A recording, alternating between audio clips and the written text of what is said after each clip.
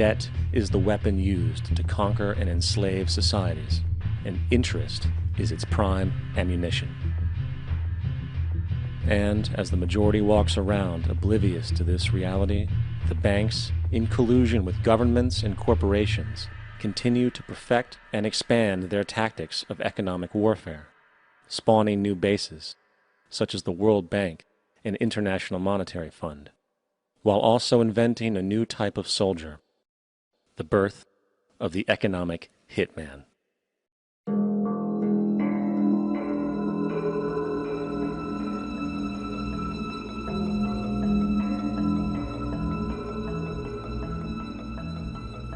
We economic hitmen really have been the ones responsible for creating this first truly global empire. And we work many different ways.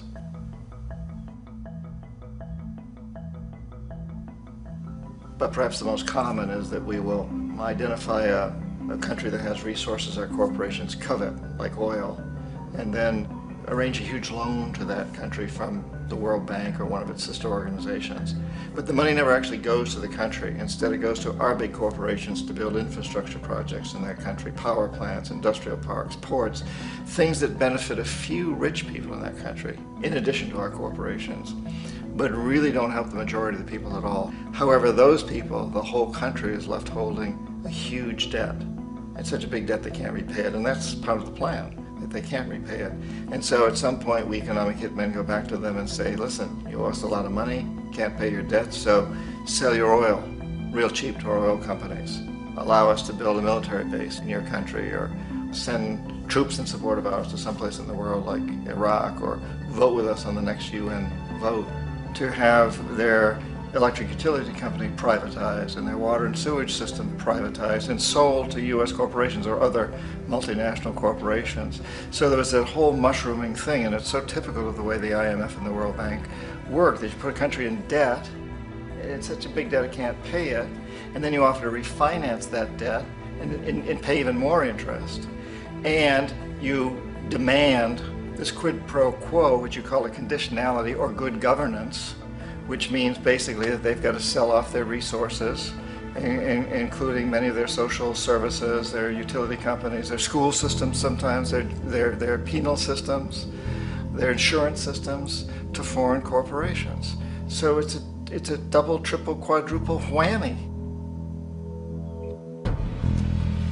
The precedent for economic hitmen really began back in the early 50s when democratically elected Mossadegh, who was elected in Iran, he was considered to be the hope for democracy in the Middle East and around the world. He was Time Magazine's Man of the Year. But one of the things that he'd run on and began to implement was the idea that foreign oil companies needed to pay the Iranian people a lot more for the oil that they were taking out of Iran. The Iranian people should benefit from their own oil.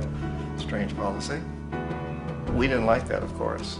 But we were afraid to do what we normally were doing, which was to send in the military. Instead, we sent in one CIA agent, Kermit Roosevelt, Teddy Roosevelt's relative. And Kermit went in with a few $1 million and was very, very effective and efficient. And in a short amount of time, he managed to get Mossadegh overthrown and brought in the Shah of Iran to replace him, who always was favorable to oil. And it was extremely effective. Bombs overflow Tehran. Army officers shout that Mossadegh has surrendered and his regime as virtual dictator of Iran is ended. Pictures of the Shah are paraded through the streets as sentiment reverses. The Shah is welcomed home. So back here in the United States, in Washington, people looked around and said, wow, that was easy and cheap. So this established a whole new way of manipulating countries, of creating empire. The only problem with Roosevelt was that he was a card-carrying CIA agent, and had he been caught, the ramifications could have been pretty serious. So very quickly at that point, the decision was made to use private consultants to channel the money through the World Bank or the IMF or one of the other such agencies, to bring in people like me who worked for private companies, so that if we got caught, there would be no governmental ramifications.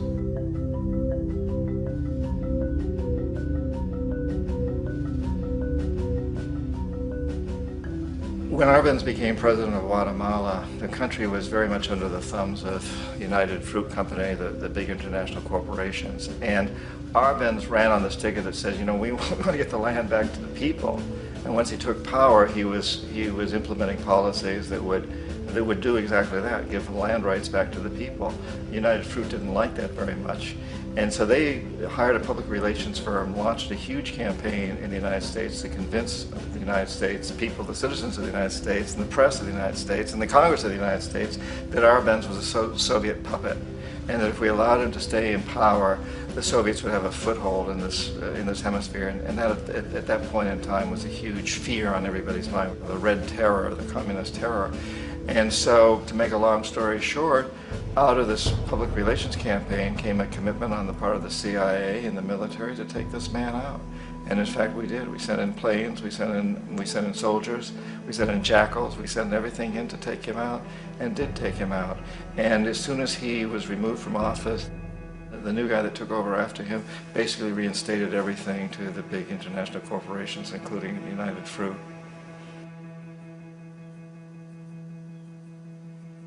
Ecuador for many, many years had been ruled by pro-US dictators, often relatively brutal.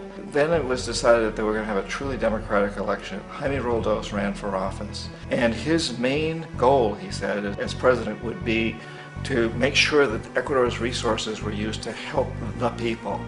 And he won, overwhelming, by more votes than anybody had ever won anything in Ecuador.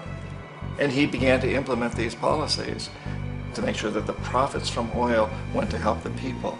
Well, we didn't like that in the United States. I was sent down as one of several economic hitmen to change Roldos, to corrupt him, to bring him around, to let him know, you know, okay, you know, you can get very rich, you and your family, if you play our game, but if you continue to try to keep these policies you've promised, you're going to go. He wouldn't listen. He was assassinated. As soon as the plane crashed, the whole area was cordoned off. The only people allowed in were U.S. military from a nearby base and some of the Ecuadorian military. When an investigation was launched, two of the key witnesses died in car accidents before they had a chance to testify.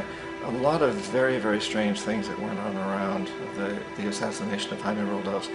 I, like most people who've really looked at this case, have absolutely no doubt that it was an assassination. And of course, in my position as an economic hitman, I was always expecting something to happen to Jaime, whether it be a coup or assassination, I wasn't sure, but that he would be taken down because he was not being corrupted. He would not allow himself to be corrupted the way we wanted to corrupt him. Omar Torrijos, president of Panama, was, you know, one of my favorite people. I really, really liked him. He was very charismatic. He was a guy who really wanted to help his country. And when I tried to bribe him or corrupt him, he said, look, John, he called me Juanito. He said, look, Juanito, I don't need the money. What I really need is for my country to be treated fairly. I need for the United States to repay the debts that you owe my people for all the destruction you've done here. I need to be in a position where I can help other Latin American countries win their independence and be free of this terrible presence from the north that you people are exploiting us so badly. I need to have the Panama Canal back in the hands of the Panamanian people. That's what I want. And so, leave me alone. Don't try to bribe me. It was 1981, and in May, Jaime Roldos was assassinated. And Omar was very aware of this. Torrijos got his family together and he said, I'm probably next, but it's okay because I've done what I came here to do. I've renegotiated the canal. The canal will now be in our hands. He just finished negotiating the treaty with Jimmy Carter. In June of that same year, just a couple of months later, he also went down in an airplane crash, which there's no question was executed by CIA-sponsored jackals. Tremendous amount of evidence that one of Torrijos' security guards handed him at the last moment as he was getting on the plane a tape recorder, a small tape recorder that contained a bomb.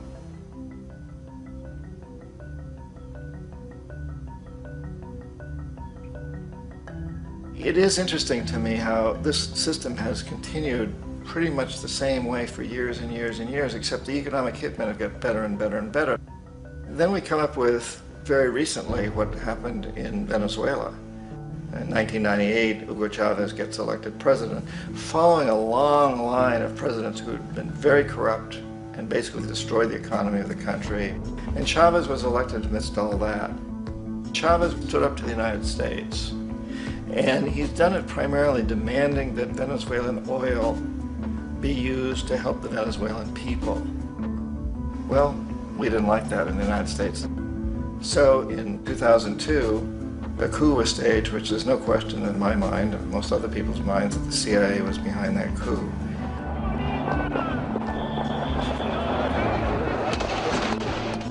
The way that that coup was fomented was very reflective of what Kermit Roosevelt had done in Iran, of paying people to go out into the streets to riot, to protest, to say this Chavez is very unpopular.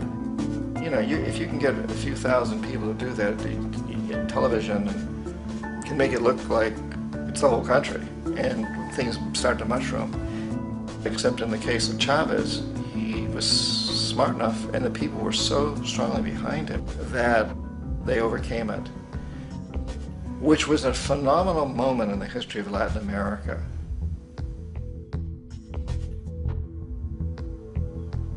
Iraq actually is a perfect example of the way the whole system works. So we economic hitmen are the first line of defense. We go in and we try to corrupt governments and get them to accept these huge loans, which we then use as leverage to basically own them. If we fail, as I failed in Panama with Omar Torrijos and in Ecuador with Jaime Roldos, men who refuse to be corrupted, then the second line of defense is we send in the jackals. And the jackals either overthrow governments or they assassinate. And once that happens, when a new government comes in, boy, it's going to toe the line, because the new president knows what will happen if he doesn't. In the case of Iraq, both of those things failed. Economic hitmen were not able to get through to Saddam Hussein. We tried very hard. We tried to get him to accept a deal very similar to what the House of Saud had accepted in Saudi Arabia, but he wouldn't accept it. And so the jackals went in to take him out. They couldn't do it. His security was very good. After all, he had one time worked for the CIA. He'd been hired to assassinate a former president of Iraq and failed, but he knew the system.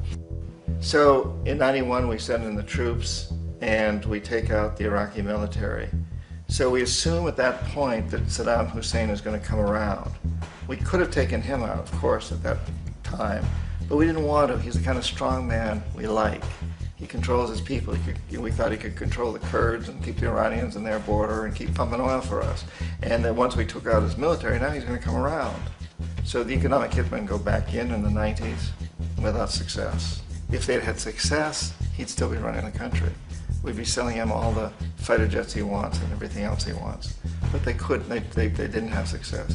The jackals couldn't take him out again, so we sent the military in once again, and this time we did the complete job and took him out, and in the process created for ourselves some very, very lucrative construction deals. We had to reconstruct a country that we'd essentially destroyed, which is a pretty good deal if you own construction companies, big ones. So, you know, Iraq shows the three stages. The economic hitmen failed there, the jackals failed there, and as a final measure, the military goes in. And in that way, we've really created an empire, but we've done it very, very subtly. It's clandestine. All the empires of the past were built on the military, and everybody knew they were building them. So the British knew they were building them, the French, the Germans, the Romans, the Greeks.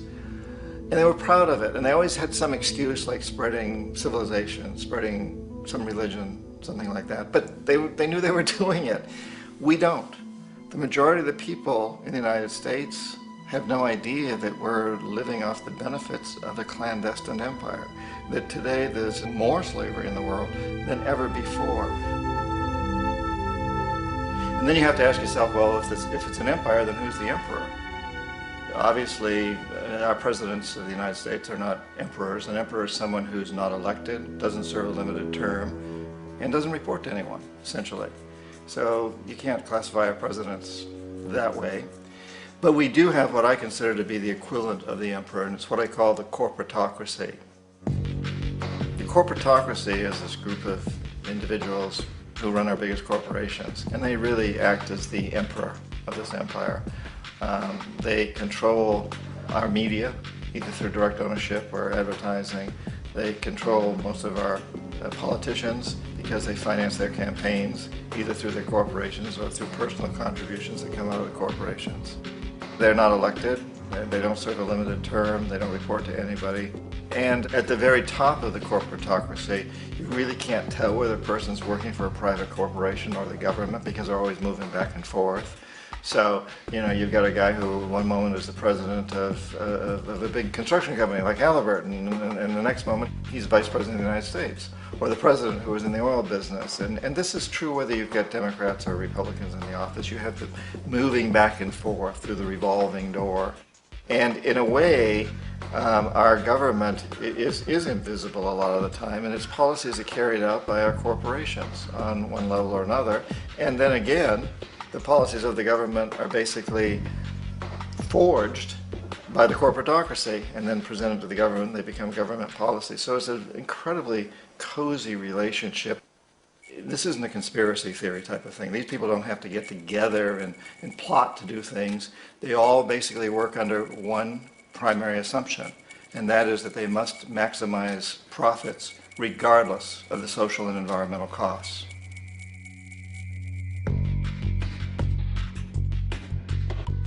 This process of manipulation by the corporatocracy through the use of debt, bribery, and political overthrow is called globalization.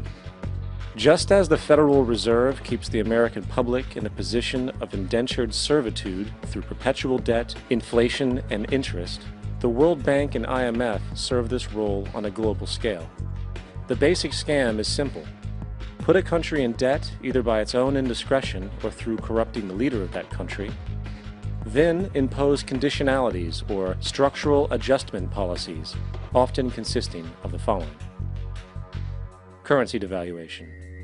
When the value of a currency drops, so does everything valued in it. This makes indigenous resources available to predator countries at a fraction of their worth. Large funding cuts for social programs. These usually include education and healthcare, compromising the well-being and integrity of the society, leaving the public vulnerable to exploitation. Privatization of state-owned enterprises. This means that socially important systems can be purchased and regulated by foreign corporations for profit. For example, in 1999, the World Bank insisted that the Bolivian government sell the public water system of its third largest city to a subsidy of the U.S. corporation Bechtel. As soon as this occurred, water bills for the already impoverished local residents skyrocketed. It wasn't until after a full-blown revolt by the people that the Bechtel contract was nullified. Then there is trade liberalization, or the opening up of the economy through removing any restrictions on foreign trade. This allows for a number of abusive economic manifestations, such as transnational corporations bringing in their own mass-produced products, undercutting the indigenous production and ruining local economies. An example is Jamaica, which, after accepting loans and conditionalities from the World Bank, lost its largest cash crop markets due to competition with Western imports. Today, countless farmers are out of work, for they are unable to compete with the large corporations. Another variation is the creation of numerous seemingly unnoticed, unregulated, inhumane sweatshop factories, which take advantage of the imposed economic hardship. Additionally, due to production deregulation, environmental destruction is perpetual, as a country's resources are often exploited by the indifferent corporations while outputting large amounts of deliberate pollution. The largest environmental lawsuit in the history of the world today is being brought on behalf of 30,000 Ecuadorian Amazonian people against Texaco, which is now owned by Chevron. So today it's against Chevron, but for activities conducted by Texaco. Estimated to be more than 18 times what the Exxon Valdez dumped into the coast of Alaska. In the case of Ecuador, it wasn't an accident. The oil companies did it intentionally. They knew they were doing it to save money out there rather than arranging for proper disposal.